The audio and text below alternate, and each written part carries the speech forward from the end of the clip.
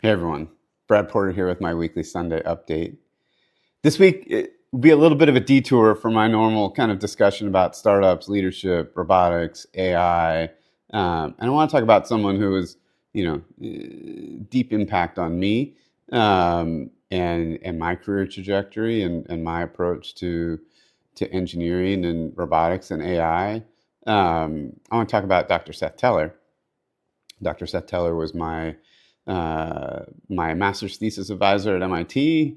I joined his lab as an undergraduate researcher in the graphics lab at MIT, where known for doing a lot of work in visibility culling, in computational geometry, and ultimately in robotics, perception, planning. Just a prolific researcher and an amazing advisor and mentor. Um, I was fortunate to keep up with him over the years, and would kind of stop in to his lab every couple of years. And he was usually there in his lab working with students who were super dedicated to what he was doing. The rest of this, though, if people don't know the full story, Seth Teller also committed suicide. And so if that's not a topic you want to hear anything about, then feel free to stop watching this now. But his wife, about a year ago, wrote this book. And I just discovered it recently. I just ordered it. A little bit of a fair warning: if you're gonna order a book about suicide, give your family a bit of a heads up. My 15-year-old daughter was certainly rightfully interrogating me on why Dad was ordering books about suicide. But I was hoping that the book would answer some questions about what was going on in Seth's world and Seth's life. And it's a beautifully written book, deeply vulnerable, deeply insightful.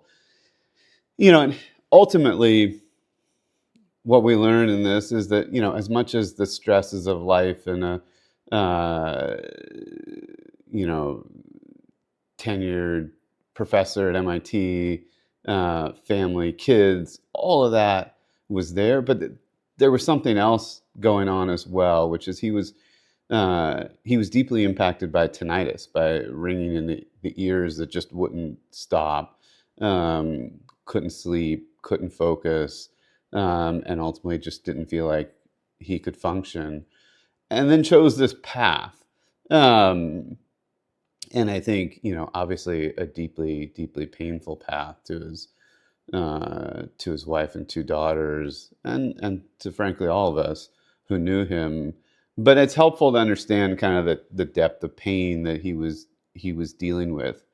I think if there's a critique of Seth in this, it's that, as high functioning, high agency people try to do, they try to solve these problems themselves. They try not to burden others with them. They try not to ask for as much help as they maybe need, or express the seriousness that they're struggling with. And if there's a critique here, it's that Seth held a lot in, that he had seen a psychiatrist or psychologist the day before, but hadn't really expressed that he was. He expressed that he'd had suicidal thoughts. He also expressed that he had no intention of acting on them. And I think, having seen depression in family and friends, having dealt with some of that, your brain's not totally functioning, and you need to reach for help. And the help is there, but you have to sometimes express with vulnerability the level of seriousness, in order for people to know whether what you need is encouragement, or whether what you need is someone to carry you for a bit.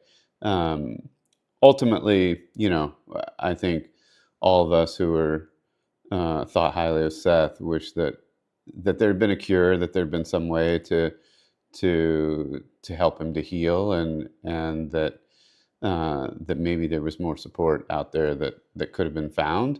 But it's also, a little bit easier to understand someone in such deep pain. Again, it's, I'm sure, harder for his his family and children to ever understand, because it's you know, it traded pain, uh,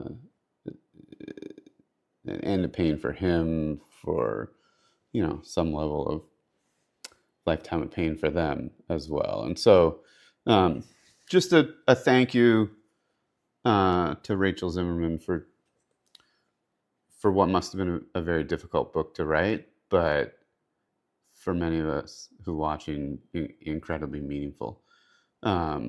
So thank you. That's my topic for this week. Come back with something a little more optimistic next week, but this is top of mind for me, and so hope you're all doing well, and we'll be back next week.